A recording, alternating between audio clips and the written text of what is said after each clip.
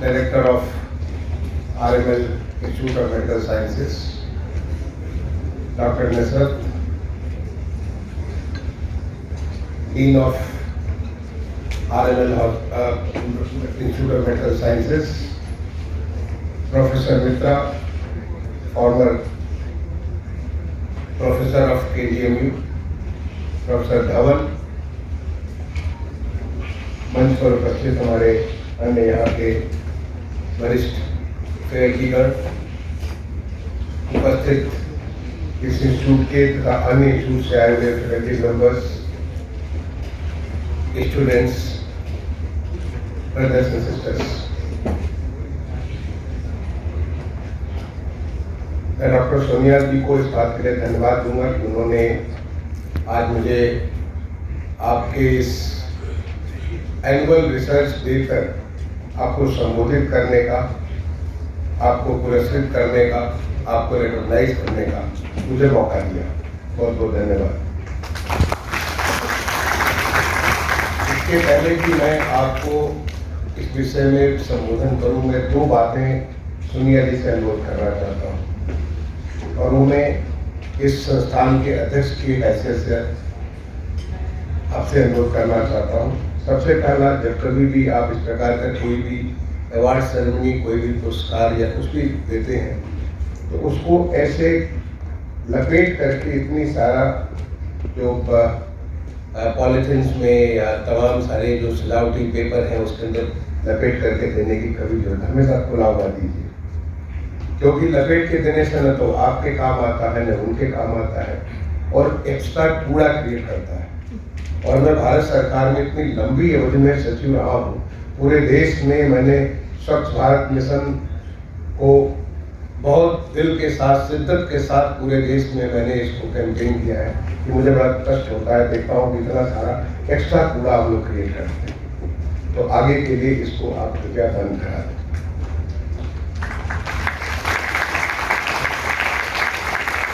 मैं ये भी कहूँगा कि जब कभी किसी पुस्तक का विमोचन करना हो, तो मैं बार बार कहता हूँ, कई बार कह चुका हूँ, अगर विमोचन करना हो तो केवल जो चीफ गेस्ट हो आप उनको भी कागज में लपेटने की जरूरत नहीं, केवल एक सिंपल सा फीता, कलरफुल फीता, आप उसे, जो हमारे यहाँ तो रक्षाबंधन होता है, लेकिन मैंने रक्षाबंधन बांध रखा है, कोई भी फीता से आप उसको बांध दीजिए, केवल सिंबॉलिक के तौर पे कि कोई उसको अनटाई करेगा, उसे खोलेगा और खोल के उसको रिलीज करेगा। बाकी जितने भी उनके साथ लोग मंच पे होते हैं सबके लिए खुली किताबें दे दीजिए, वही आपका लॉन्च हो गया, वही उसका जो किताब का विमोचन हो गया, ताकि आप एक्स्ट्रा कूड़ा मत क्रिएट करें। हमारा देश स्वच्छ भारत मिशन जो माननीय प्रधानमंत्री जी ने लॉन्च किया 2 अक्टूबर 2014 को, आज देश इतना साफ हो चुका है और स्वच्छता का एक मंत्र है रिड्यूस, रीयूज और रिसाइकिल। आप सबको मैं इसलिए कह रहा हूं कि आप भी अपने काम में जितना रिड्यूस कर सकते कूड़ा, आप अपने अस्पताल में भी, अपने पढ़ाई में भी, जगह जगह तमाम चीजें, आप कूड़ा तो पैदा करना हम सब पैदा करते हैं, नेचर में पैदा होता है, लेकिन कूड़े को जितना आप कम कर सकते हो अपने आदतों से सोचोगे कि कैसे कम करेंगे तो आपको फायदा करेगा। रीयूज, किसी चीज को कितने बार आप रीयूज कर सकते हो, कितने बार उसको रिसाइकिल कर सकते हो, तरह तरीके से, एक लेवल से लेकर दूसरा, दूसरे से तीसरा, तीसरे से चौथा, अलग अलग तरीके से रिसाइकिल करेंगे तो उससे हमारा कूड़ा कम होगा और हमारा देश स्वच्छ होगा। तो मैं ये आपसे पहला अनुरोध करना चाहूँगा। दूसरा अनुरोध मैं करना चाहूँगा कि मैंने देखा कि हमारे तमाम सारे लोगों की उपलब्धियों के जो सर्टिफिकेट दिए जा रहे थे, पेपर सर्टिफिकेट दिए जा रहे थे, भविष्य में संस्थान के द्वारा अगर कोई भी सर्टिफिकेट दिए जाएंगे तो बाकायदे उसको फ्रेम करके दिए जाएंगे, ताकि जब यहाँ से कोई ये लेके जाते सर्टिफिकेट तो सीधे ले जा करके उसके दीवार को उठान करते, नहीं तो फिर ये कागज कई जगह इधर उधर पड़ा रहता है, कहीं गायब हो जाएगा, उसका कोई स्थान नहीं होगा, कई बार फटफुट करके भी अलग हो जाता। तो जो एक आपको सम्मान मिला, आपने कोई पुस्तक लिखी, आपने कोई पेटेंट किया, आपने कोई पुरस्कार प्राप्त किया, तो आपकी दीवार पर टंगे, औरों को दिखे कि आपके इस उपलब्धि का, आपके इस काम का Ram Manohar Lohia institute of medical sciences ने रिकॉग्नाइज किया है, आपको इस बात के लिए स्वीकार किया कि आपने अच्छा काम किया और आप दूसरों के लिए इंस्पिरेशन होंगे, तो तत्काल वो जाके दीवार पर टंग जाए, न कि कहीं इधर उधर रखा जाए। लिए भी मैं अनुरोध करना चाहूँगा। और अगर आप इसको एक स्टैंडर्ड कर दें, एक बढ़िया फ्रेमिंग, बहुत ज़्यादा खर्च नहीं होता है, एक बढ़िया फ्रेमिंग के लिए, ताकि लगे कि ये आरएमएल का ब्रांड है, ये आरएमएल का ब्रांड है फ्रेमिंग का। और जब भी कोई देखे तो ये पुरस्कार कहीं भी नजर आए तो देखिए कि हमारे आरएमएल का ये पुरस्कार है जो कि इनके दीवार में टंगा है। चाहे उसका रंग के रूप में, उसके शेप के तौर पे, जो अलग अलग शेप होते हैं, डिजाइन होते हैं, आप किसी से डिजाइन करा लें और कहें कि जो भी हम आगे से करेंगे उसको उसी रूप में करेंगे। तो पहला तो मैं 2 चीज़ें आपके लिए अनुरोध करना चाहूँगा, यहीं से शुरू करता हूँ। दूसरा, मैं उन तमाम सारे लोगों को, मुझे बड़ा अच्छा लगा देख करके कि आपने 4 नए पेटेंट किए हैं, 4 नई किताबें लिखी हैं, 13 नए चैप्टर्स आपने जो है इंटरनेशनल बुक्स में आपके 13 नए चैप्टर्स लिखे हैं। ये बहुत बड़ी उपलब्धि है। मुझे बताया गया कि जो आपका ये रिसर्च फाउंडेशन का, जो आपका रिसर्च का ये डे के लिए तैयारी होती है, इसमें 81 अलग अलग पेपर्स कंपटीशन में आए और ये 81 पेपर्स में से चुन करके 7 पेपर्स पुरस्कृत किए गए। तो बहुत अच्छी बात है कि 81 यहाँ पे पार्टिसिपेट किए गए। इनफैक्ट इस बार का अगर आपने माननीय प्रधानमंत्री जी का लाल किले के प्राचीर से जो पूरे राष्ट्र को संबोधन होता सुना होगा, तो उसमें उन्होंने इस बार जो कि एक अमृत काल का शुरुआत हुआ है, आज़ादी के 75 साल पूरा होने के बाद आज़ादी के 100 साल की यात्रा, जो 25 साल की यात्रा, जिसमें हमारा देश एक विकसित देश होकर के निकलेगा, राष्ट्रों की कतार में सबसे आगे होकर निकलेगा, उसके लिए उन्होंने एक नया सोच लिया। एक सोच दी थी तत्कालीन प्रधानमंत्री श्री लाल बहादुर शास्त्री जी ने, जिसमें माननीय लाल बहादुर शास्त्री जी ने कहा था, जय जवान जय किसान। उस समय की जरूरत थी किसान की भी, उस समय की जरूरत थी जवान की भी, जय जवान जय किसान। उसके बाद हमारे तत्कालीन प्रधानमंत्री माननीय श्री अटल बिहारी वाजपेयी जी ने उसमें एक शब्द और जोड़ा, जय जवान जय किसान और जय विज्ञान। क्योंकि ये 2 तो आवश्यक थे ही, लेकिन अगर हमारा देश एक आगे बढ़ेगा, तेजी से बढ़ेगा, तो उसमें विज्ञान की बहुत ज्यादा महत्ता होगी, इसलिए उन्होंने जय विज्ञान कहा। और इस बार के संबोधन में माननीय प्रधानमंत्री जी ने जय जवान जय किसान जय विज्ञान के साथ जय अनुसंधान जोड़ दिया। जय अनुसंधान का मतलब हुआ रिसर्च, इनोवेशन। और अगर हमारा देश विकसित होना है, हमारे देश को एक नए लेवल पे ले जाना है, तो ये तभी संभव है जब हम नई नई चीजों को इनोवेट करेंगे, नई चीजों को रिसर्च करेंगे, नई प्रैक्टिसेस लाएंगे, नए तौर तरीके बनाएंगे। और एक जगह नहीं, हर जगह, जैसे मैं अर्बन का मैं बता रहा था, अर्बन के क्षेत्र में आज जो कूड़ा कम हुआ है, उसमें केवल झाड़ू से कम नहीं हुआ है, इतने किस्म के नए नए इनोवेटिव प्रैक्टिसेस स्टार्ट किए गए पिछले 8 साल में। अगर मैं गिनाना चालू करूंगा तो कई घंटे में आपसे बात कर सकता हूँ इस बात के ऊपर कि किस प्रकार से कूड़े को कंचन बनाने में हमारे देश के नौजुवानों ने, हमारे देश की प्रतिभा ने उसमें क्या क्या नई नई चीजें की है, जिसका असर है कि आज देश से कूड़ा साफ हो गया और भी नए नए अनुसंधान, नई नई चीजें उसमें आ रही है, नई नई किस्म की इंटरप्रेन्योरशिप पैदा हो रही है, नए उद्यमियों से पैदा हो रहे हैं। जो कूड़ा जो हमारे लिए बहुत तकलीफ की बात, कष्ट की बात थी, जो हमारे गंदगी थी, वो आज उससे कितनी सारी नई नई उद्यमिता निकल रही है। ये है अनुसंधान, जय अनुसंधान। उस अनुसंधान के करने के लिए जो लोग बच्चे 81 बच्चे आए, वो बहुत आप सारे 81 बच्चों पुरस्कार जीते कि नहीं जीते ये महत्वपूर्ण नहीं है। आप में पुरस्कार जीतने की क्षमता आप में है, आप में प्रतिभा है, आप में परिश्रम है कि जिसके आधार पर आप उसके आधार पर आपका चयन हो सकता है। आपने यह सोचा, उसमें भाग लिया, तो उस सारे के सारे 81 बच्चों को या 81 जो फैकल्टी मेंबर्स या रिसर्च के जो हमारे लोग हैं, तमाम सारे लोगों को मैं अपनी तरफ से बहुत बहुत बधाई और साधुवाद देना चाहता हूं। और वो जो खास 7 लोग हैं जिन्होंने पुरस्कार प्राप्त किया, उनको मेरी विशेष बधाई, क्योंकि उस जो एक कंपटीशन था, एक चैलेंज था, उस चैलेंज प्रोसेस में आप आगे निकल करके पुरस्कार हासिल किए, तो आपको बहुत बहुत बधाई। मतलब ये है कि अगर ये 81 कर सकते तो बाकी क्यों नहीं कर सकते। मैं आपके बगल में बैठा था सोनिया जी के, और उनसे पूछ रहा था कि आपकी फैकल्टी कितनी, तो मैं कहा 39। मैं कहा 39 तो कम से कम 39 तो होने ही चाहिए, कम से कम 39 लोगों को बड़े, इतना जो है हर एक फैकल्टी से कम एक तो हम बहुत ज़्यादा नहीं बोले, कम से कम हर फैकल्टी में इतने सारे अंडर ग्रेजुएट स्टूडेंट्स हैं, पोस्ट ग्रेजुएट स्टूडेंट्स हैं, मास्टर PhD के स्टूडेंट्स हैं, फैकल्टी मेंबर्स हैं, तो हर फैकल्टी में कम से कम एक रिसर्च तो आगे निकल करके आना चाहिए जो कि इस काबिल हो कि तो रिसर्च की श्रेणी में आगे बढ़ करके आगे आ सकता है।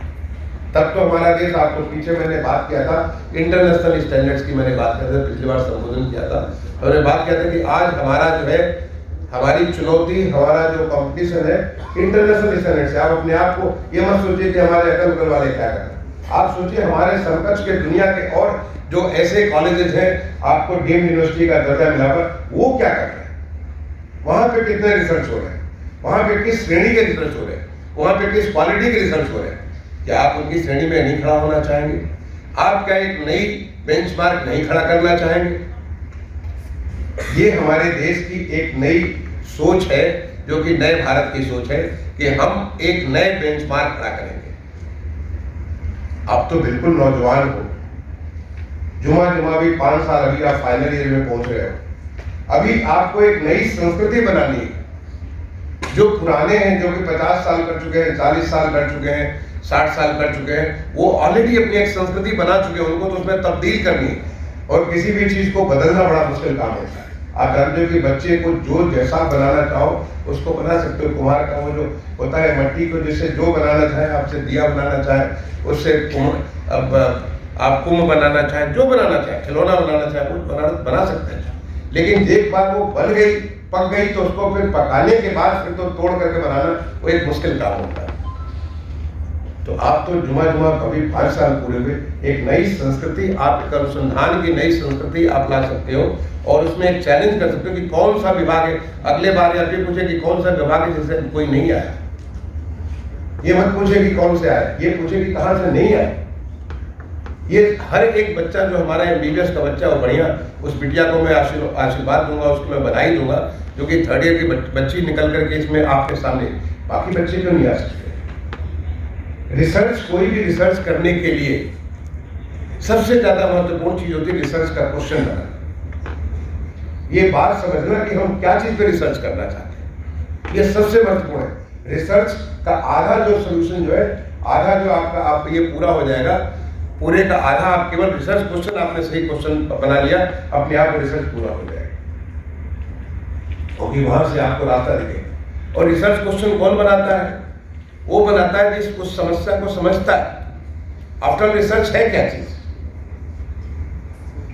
जो हमारी जो ऑलरेडी जो चीजें व्यवस्था चल रही है, उस व्यवस्था के भीतर आप महसूस करते हो कि ये हमें कठिनाई आ रही है, ये अगर हम कर दें तो इससे हमारा काम आसान हो जाएगा, ये काम हम कर देंगे तो हमारा काम ज्यादा प्रभावी हो जाएगा। अगर हम ये दबा दे दें या इस प्रकार के इस तरीके से हम अगर कर दें तो हमारा जो प्रभाव आज बनता है वो प्रभाव और ज्यादा बढ़ेगा। अगर हम ये कर दें तो हमारी लागत कम हो जाएगी, जिससे कि आज हमारी अगर इसको इलाज करने में हमारा 8 रुपये लगता है, हम 500 रुपये में कर सकते हैं, 200 रुपये में कर सकते हैं, 100 रुपये में कर सकते हैं। सोच करके तो देखिए एक बार, अगर आप ये करोगे तो ईज ऑफ यूज हो जाएगा, आसान तरीके से काम करने लगोगे।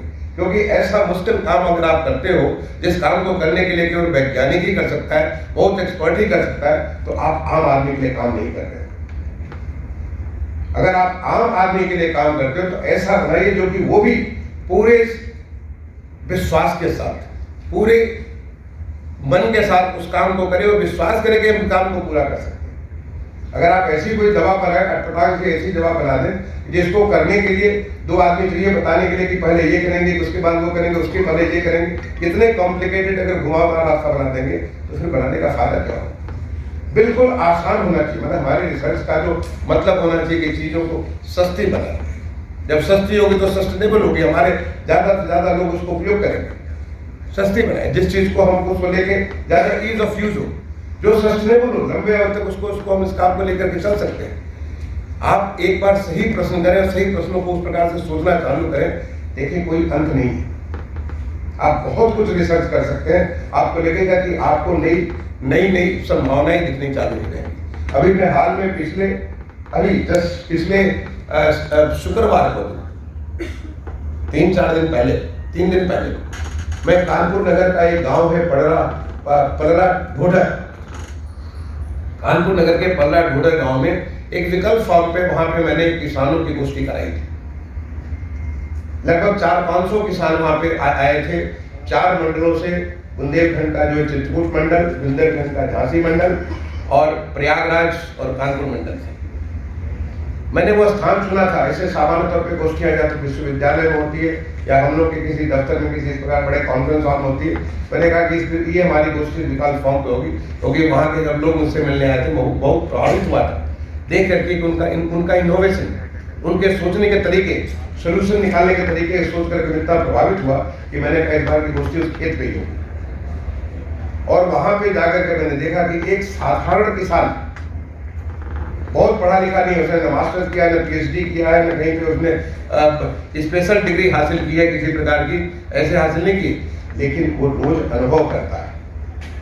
वो देखता है जब वो काम खेती किसानी का काम करता है, चाहे वो बुआई करता है, चाहे निराई करता है, गुड़ाई करता है, कटाई करता है, जो भी काम करता है, सिंचाई करता है, हर काम में उसको तकलीफ होती है। उसको लगता है कि इसमें एक नई नई संभावना बन सकती है। उन संभावनाओं को देखता है, उन समस्याओं को समझता है। उसका बेटा जो है, वो किसान का नाम था विवेक चतुर्वेदी, उसका बेटा आनंद चतुर्वेदी जिसने इंजीनियरिंग की है, और इंजीनियरिंग करने के बाद किसी मल्टीनेशनल में काम करने की जगह उसने सोचा मैं अपने पिता के साथ अपने फॉर्म में ही काम करूँगा और किसानों की तकलीफ को दूर करूँगा।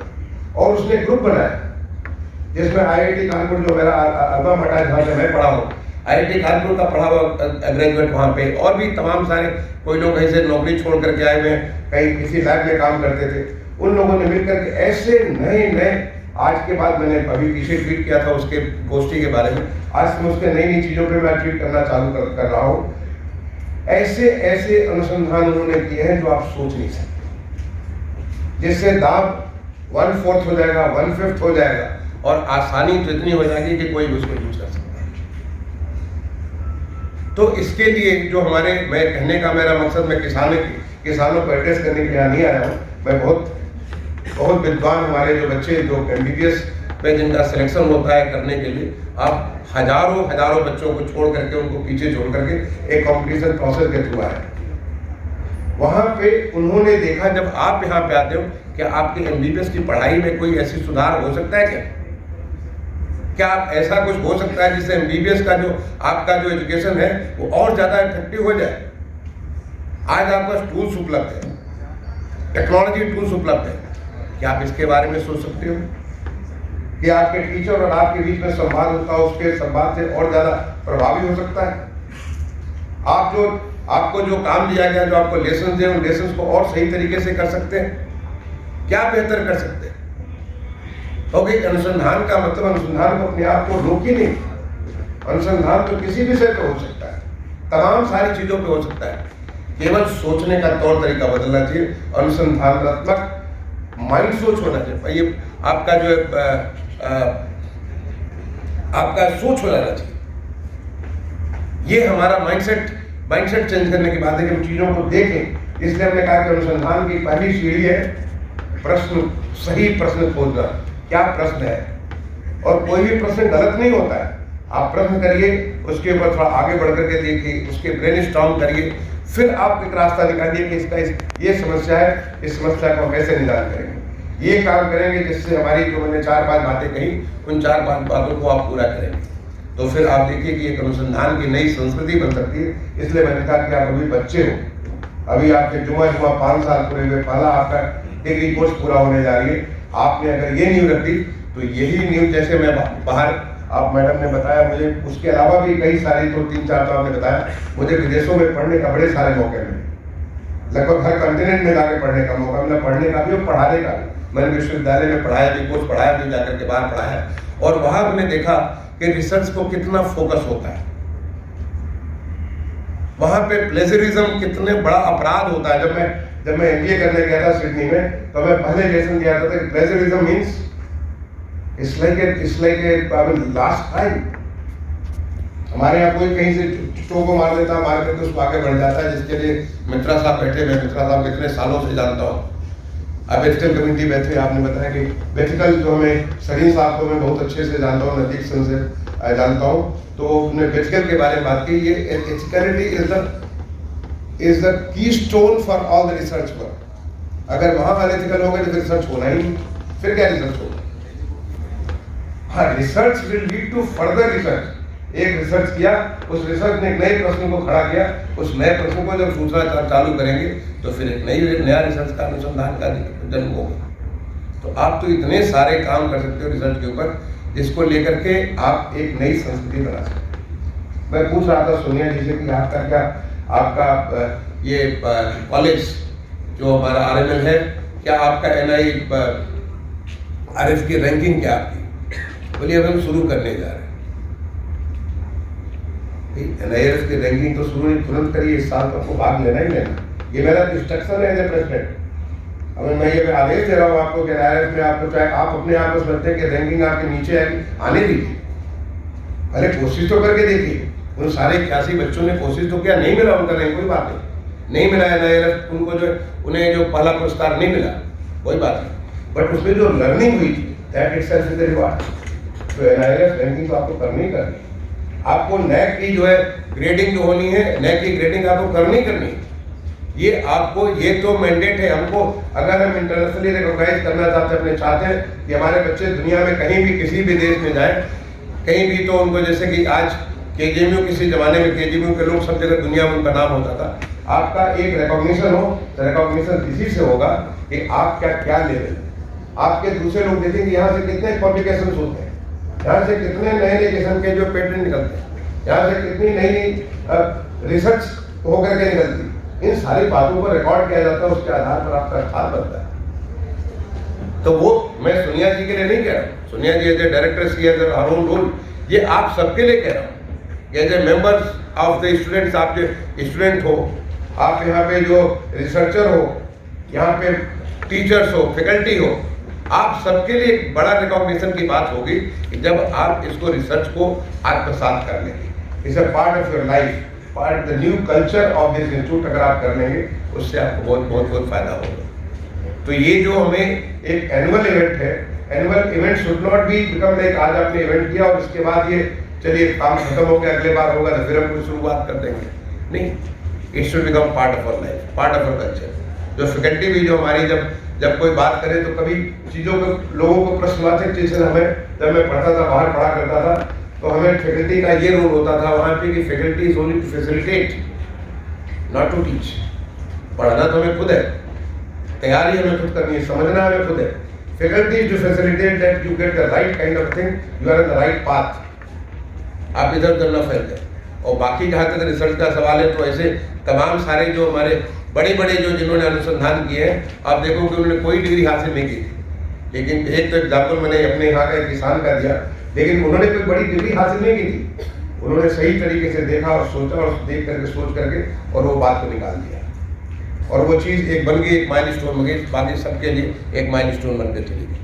तो हमारे लिए तो ये जो teaching and research go together, they are part of the, एक पॉइंट के दोनों दो तरफ है, एक तरफ टीचिंग है, दूसरी तरफ रिसर्च है, ये दोनों साथ साथ जाते हैं, जिससे कि after all this is for uplifting our faculty. हम लोगों की अपने खुद की जो हमारी क्षमता है, उस क्षमता को और बेहतर करने के लिए ही हमारे इंस्टीट्यूशन बनते हैं, ताकि हम और बेहतर कर सकें और ज़्यादा हम कंट्रीब्यूट कर सकें सोसाइटी को।